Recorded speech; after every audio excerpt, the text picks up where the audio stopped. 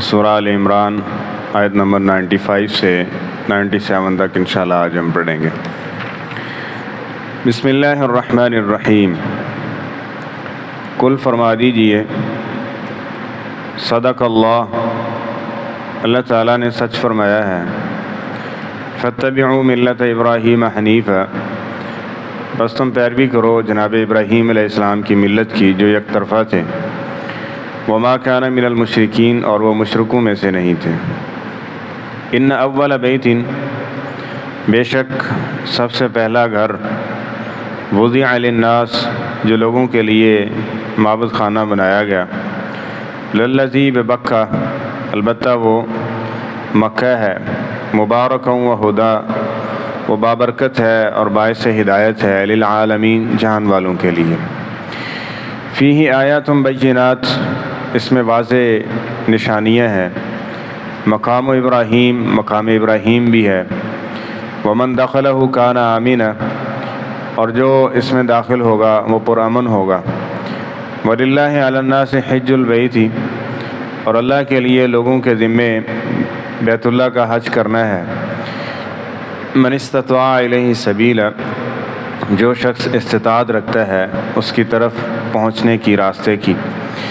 ومن کفر، اور جس نے انکار کر دیا، فإن اللہ غنی عن العالمین، بس بے شک اللہ تعالیٰ بے پرواہ ہے، غنی ہے، عن العالمین، جہان والوں سے۔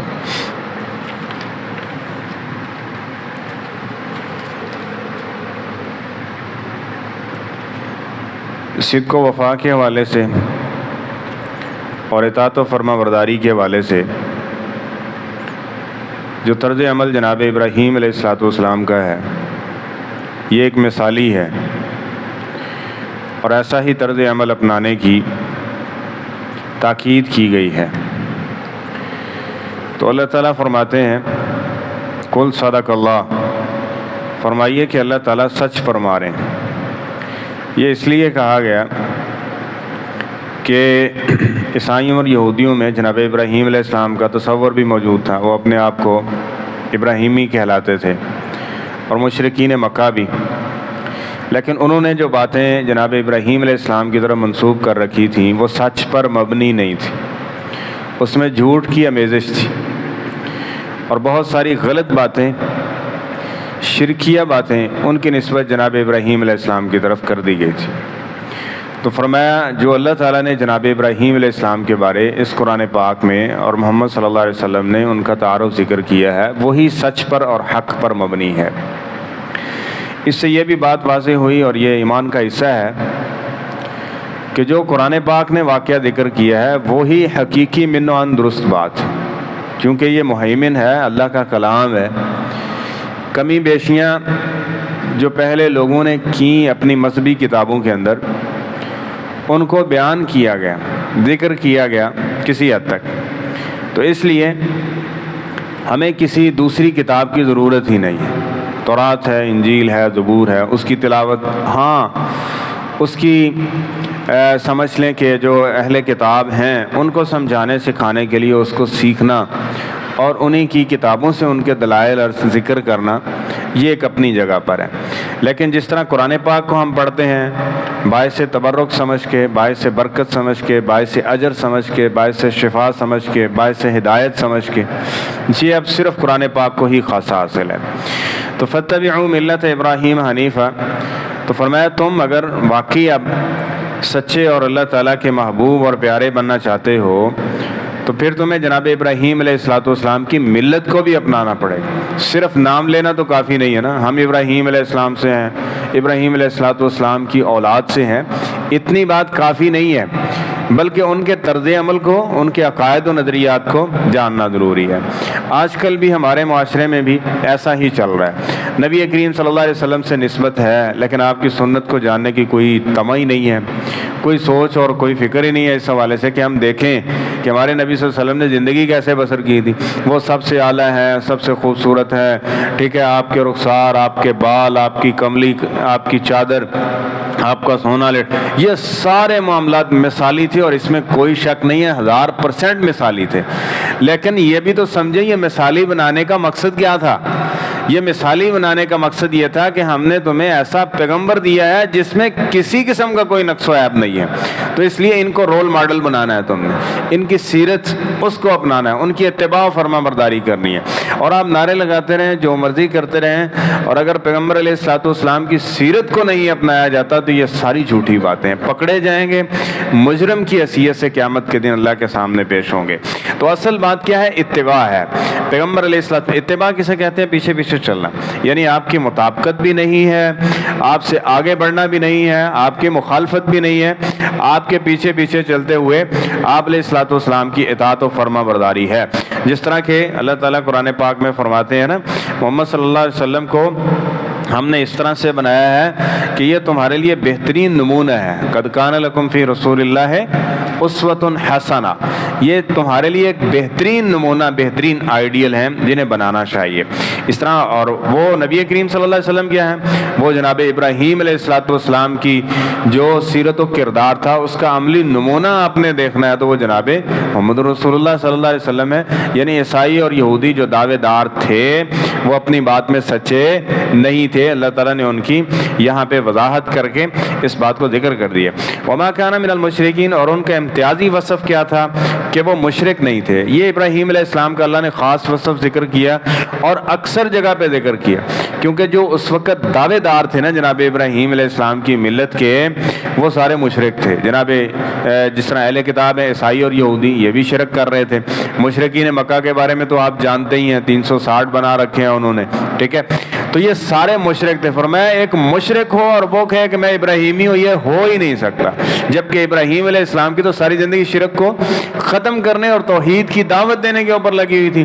تو آج کوئی شخص جو شرک کرنے والا ہے وہ اٹھ کے کہے میں ابراہیمی ہوں، تو یہ شغل میلہ ہی ہے نا، یہ مذاق ہی ہے اس کے ساتھ، جبکہ اس کا حقیقت کے ساتھ کوئی تعلق نہیں ہے، کیونکہ کوئی بھی نبی شرک کی دعوت دینے والا یا اس کی طرف بلانے والا نہیں تھا، بلکہ سب انبیاء نے اپنی دعوت کا جو ان کا نقطہ آغاز تھا وہ یہ تھا کہ لا الہ الا اللہ، کہ اللہ کے علاوہ کوئی معبود نہیں ہے۔ سب سے پہلے یہ ماننا پڑے گا آپ کو، باقی باتیں آپ کو بعد میں بتائیں گے، اخلاق ہے، کردار ہے، معاملات ہیں، احکامات ہیں، یہ ساری بات کی چیزیں ہیں۔ سب سے پہلے کیا؟ یہ عہد کرو، معاہدہ کیجئے، گواہی دیجئے کہ اللہ کے علاوہ کوئی عبادت کے لائق نہیں ہے۔ تو اس لیے شرک سے، ایک بندہ شرک کر رہا ہے اور وہ کہتا ہے میں سارے انبیاء کو مانتا بھی ہوں، تسلیم بھی کرتا ہوں، تو یہ شخص جھوٹ بول رہا ہے، ٹریپ ہوا پڑا ہے، غلط بیانی کر رہا ہے، اس کو کسی نے غلط بتایا ہے۔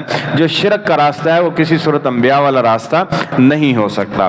ان اول بیت وضع للناس، اب یہ ہے جو مکہ کی تاریخ کیا ہے، ٹھیک ہے، اور بیت المقدس کے معاملات کیا ہیں، اللہ تعالیٰ نے اس حقیقت کو بھی ذکر کیا کہ دنیا میں سب سے پہلے جو اللہ تعالیٰ نے لوگوں کے لیے اپنا گھر بنایا ہے وہ بکہ کے اندر ہے۔ مکہ کو بکہ بھی بولتے ہیں، ٹھیک ہے، وہ بیت اللہ ہے۔ اور یہ بیت اللہ نبی کریم صلی اللہ علیہ وسلم نے فرمایا سب سے پہلے اس کو، جب آدم علیہ السلام اس دنیا میں نہیں آئے تھے نا، اللہ تعالیٰ نے فرشتوں کو بھیج کے اس کو تعمیر کروایا تھا۔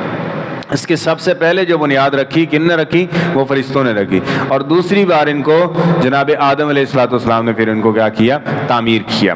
اور اس کے 40 سال بعد، بیت اللہ بنانے کے 40 سال بعد مسجد اقصیٰ کی تعمیر ہوتی ہے۔ تو اللہ تعالیٰ فرماتے ہیں یہ بابرکت جگہ ہے، دنیا کی سب سے بہترین جگہ اور دنیا کی سب سے قیمتی ترین سمجھ لیں جگہ جو اللہ کے نزدیک ہے وہ کیا ہے؟ وہ بکہ ہے، جس کے بالکل اوپر بیت المعمور ہے جو فرشتوں کا قبلہ ہے۔ تو فرمایا یہ بابرکت ہے، وَهُدًى لِّلْعَالَمِينَ، اور جہان والوں کے لیے روشنی کا مینار ہے، ہدایت کا ذریعہ ہے، باعث ہے سبب۔ جس طرح نبی کریم صلی اللہ علیہ وسلم نے، میری مسجد یا بیت اللہ میں کوئی شخص اس لیے جاتا ہے کہ میں نے دین سیکھنا ہے، اس لیے آج جہاں جائے نا وہاں پہ حج کے لیے یا عمرے کے لیے، تو ساتھ میں یہ نیت بھی رکھا کریں کہ ہم نے وہاں جانا ہے اور وہاں قرآن و حدیث پڑھنا ہے۔ کسی حلقے میں بیٹھیں جہاں تفسیر کی بات چل رہی ہے، جہاں حدیث کی بات چل رہی ہے، وہاں علم سیکھنے کی غرض سے بیٹھیں، تو وہ جو سارے فضائل اس کے ذکر کیے گئے وہ بھی حاصل ہوں گے۔ تو ھدی للعالمین کیا ہے؟ یہ بیت اللہ ہے، اس کی شبیہات بنی گئی ہیں۔ آج بھی غیر اللہ کے نام پہ اور ایسے گھر تعمیر کر کے اس کی شبیہ بنا کے لوگوں نے اس کے طواف شروع کیے ہوئے ہیں۔ اس کا طواف، اس کا غلاف، یہ صرف اسی گھر کی خاصیت ہے، ٹھیک ہے، کسی دوسرے گھر کا نہ طواف کیا جا سکتا ہے اور نہ ہی اسی طرح اس کی وہ تکریم و عزت ہے۔ تو لوگوں نے جس طرح کہ ہمارے یہ کراچی کے اندر بھی یہ خبریں آ رہی تھیں کہ وہاں ایک قوم و مذہب کے لوگ ہیں کہ جو ایک گھر کی جو ہے نا اس کا طواف کرتے ہیں، اور اسی طرح سیون شریف کے اندر بھی چلتا رہا کہ کہتے ہیں غریب امیراں دا ہاتھ جوتے ہوندا ہے تے غریباں دا ایتھے ہوندا ہے۔ یہ آفر کس نے دی ہے؟ کس نے دی ہے حضرت؟ یہ نبی کریم صلی اللہ علیہ وسلم نے تو نہیں دی ہے، آپ کے اصحاب اور ایک لمبا دورانیہ گزرا ہے امت مسلمہ کا، اس میں یہ ساری چیزیں نہیں تھی۔ تو اس کا مطلب یہ ساری بناوٹی چیزیں اور گھڑی ہوئی چیزیں جس کا حقیقت کے ساتھ کوئی تعلق نہیں ہے۔ ایک ہی گھر ہے جس کا طواف عبادت ہے، جہاں بیٹھنا عبادت ہے، ٹھیک ہے، اور سب سے مبارک ہے وہ بیت اللہ ہے۔ تو فیہ آیات بینات، اس میں اللہ تعالیٰ فرماتے ہیں واضح نشانیاں موجود ہیں۔ مزدلفہ کو دیکھ لیں گے، عرفات کو دیکھ لیں گے، منا کو دیکھ لیں گے، صفا اور مروہ ہے، یہ نشانیاں ہیں، اور اس میں بیت اللہ اور اس کا حتیم، ٹھیک ہے، یہ نشانیاں ہیں، اور اس کے ساتھ مقام ابراہیم، یعنی وہ پتھر ہے جس پہ کھڑے ہو کے جناب ابراہیم علیہ السلام بیت اللہ کی تعمیر فرما رہے، اور اللہ نے اس کو بطور نشانی اس طرح سے بنایا کہ پتھروں کے اوپر نقش نہیں بنا کرتے، پتھروں کے اوپر گڑھے نہیں پڑا کرتے۔ جناب ابراہیم علیہ السلام جہاں پہ کھڑے ہیں وہاں پہ اس پتھر کو پاؤں کے ساتھ نقش کر دیا گیا ہے۔ تو وہاں آپ دیکھیں گے آج بھی مقام ابراہیم پڑا ہے تو تقریباً 2-3 انچ، ٹھیک ہے نا، وہ جو پاؤں کا ہے نا اسی طرح وہ پتھر کے اندر وہ اسی طرح نشان لگا ہوا ہے۔ تو اللہ تعالیٰ نے اس نشانی کو وہاں پہ چھوڑ دیا ہے تاکہ لوگوں کے لیے بات چیزیں ہوتی ہیں نا، آیات ذکر کیا گیا، معجزات ہیں، تاکہ ہر ایک آدمی کے لیے منظر اجلا ہو جائے، کسی کے لیے کوئی بات مبہم نہ رہے اور کوئی شک میں نہ پڑے، ایمان و یقین کے ساتھ اس کے اوپر ایمان رکھے۔ تو فرمایا ومن دخلہ آمن، اس کی ایک اور خاصیت یہ ہے کہ ہم نے اس کو پرامن بنایا ہے، اور جناب ابراہیم علیہ السلام نے بھی اس کو تعمیر کیا تو سب سے پہلے جو دعا کی ہے وہ کیا ہے؟ اللہ اس شہر کو امن والا بنا دے، اور نبی کریم صلی اللہ علیہ وسلم نے بھی یہی دعائیں کی۔ تو اس لیے اللہ تعالیٰ فرماتے ہیں لا اقسم بہذا بلد، اللہ تعالیٰ بھی اس کی قسمیں اٹھا رہے ہیں کہ ہم نے اس کو پرامن شہر بنایا۔ والتین والزیتون میں بھی آپ دیکھ لیں گے تو یہ ایک پرامن شہر ہے، اور نبی کریم صلی اللہ علیہ وسلم نے فرمایا اس پہ اللہ کی فرشتوں کی اور لعنت کرنے والوں کی لعنت ہے جو اس کی حرمت کو پامال کرتا ہے، جو اس کی حرمت کو پامال کرتا ہے۔ جو فتح مکہ تھا اللہ تعالیٰ فرماتے ہیں کہ ہم نے آپ کو اجازت دی ہے، لیکن نبی کریم صلی اللہ علیہ وسلم نے کس طرح عز و انکساری کے ساتھ اس میں داخل ہوئے کہ بغیر قتال کے اللہ تعالیٰ نے وہاں فتح عطا فرما دی۔ حالانکہ آپ چاہتے تو سب کچھ کر سکتے تھے نا، کسی کے ساتھ ایسا معاملہ نہیں، بلکہ سارے معاف کر دیے گئے، اور حتیٰ کہ وہاں جائیں تو اس کا لکاتا، یہ ایک مسئلہ ہے، اس کو ذہن میں رکھیے گا، اور قانون کے اعتبار سے بڑا سخت بات ہے وہاں پہ کہ وہاں پہ کسی کی گری ہوئی چیز کو نہیں اٹھا سکتے آپ، حاجی کی گری ہوئی چیز کو نہیں اٹھا سکتے۔ نبی کریم صلی اللہ علیہ وسلم نے فرمایا ایک شخص کو میں جانتا ہوں، اس کے پاس کھونٹی ہے، یہ حاجیوں کی نا چوری کیا کرتا تھا، تو قیامت کے دن اللہ تعالیٰ نے اسی کھونٹی کے ساتھ اس کو جہنم کے اندر پھینکا ہوا ہے، جہنم کے اندر۔ تو وہاں پہ جو گری ہوئی چیز ہے وہ آپ نہیں اٹھا سکتے، اٹھانا ہے تو وہاں محفظہ بنے ہوئے ہیں، امانت خانے، وہاں پہ آپ جمع کروا دیں یا 1 سال اعلان کریں۔ اگر ایسا نہیں کر سکتے تو جہاں چیز پڑی ہے اس کو وہاں رکھ دیں، اور ہوتا ہے عموماً ایسے ہی، جہاں مرضی آپ جا رہے ہیں آ رہے ہیں وہاں چیز پڑی ہوئی ہے، آپ آئیں گے آپ کو وہیں سے مل جائے گی، وہیں سے مل جائے گی۔ تو کچھ چیزیں سیکھنے والی ہیں، سیکھ کے تعظیم کے طور پہ وہاں جانا چاہیے، تو وہ وہاں جو جائے گا وہ پرامن ہوگا۔ وَلِلَّهِ عَلَى النَّاسِ حِجُّ الْبَيْتِ مَنِ اسْتَطَاعَ إِلَيْهِ سَبِيلًا، اور اس بیت اللہ کا حج کرنا یہ فرض ہے، یہ ضروری ہے، اور یہ اسلام کے بنیادی ارکان میں سے۔ بس اوقات یہ ہوتا ہے کہ انسان کے پاس بڑا کچھ ہے، اللہ تعالیٰ نے اس کو عطا کیا، شرطیں کتنی ہیں؟ شرط یہ ہے کہ آپ کے پاس وہاں پہنچنے کے پیسے ہیں، آنے جانے کا یعنی کرایہ ہے، زیادہ راہ ہے، اور اس کے بعد آپ کے پاس صحت و عافیت موجود ہے، تو آپ کے اوپر حج فرض ہو چکا ہے۔ تو آپ دیکھ لیں کہ آج کل کے معاشرے کے اندر نماز پڑھنا فرض ہے کہ نہیں، اور جس میں نماز کو اسلام کی بنیاد بنایا گیا اسی ایک حدیث کے اندر یہ اگلی چیز بھی ذکر کی گئی، روزہ بھی اسی میں ہے، زکوٰۃ بھی اسی میں ہے، حج بھی کیا ہے اسی میں ذکر کیا گیا۔ یہ 5 بنیادی ارکان ہیں اسلام کے، اور اگر اس کا انکار کے بارے میں محدثین و مفسرین کا اجماعی اتفاق ہے کہ جو اس کا انکار کرتا ہے وہ دائرہ اسلام سے کیا ہو جاتا ہے؟ خارج ہو جاتا ہے۔ تو اس لیے اس سستی کو چھوڑنا چاہیے۔